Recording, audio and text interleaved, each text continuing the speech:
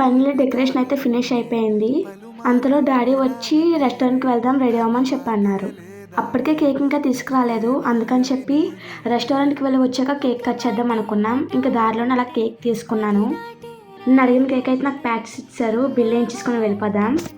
ఇంకా నేను తీసుకున్న కేక్ అయితే హ్యాపీ అన్నట్టు మామ అని దగ్గర నీట్గా రాయించాను. ఇంకా రెస్టారెంట్కి అయితే రీచ్ అయిపోయాం. ఇక్కడ నాకు బాగా నచ్చింది ఏంటంటే మనం ఏమైనా పార్టీస్ చేసుకోవడానికి కంటే ఇక్కడ మంచి లొకేషన్ ఇచ్చారు మనకి.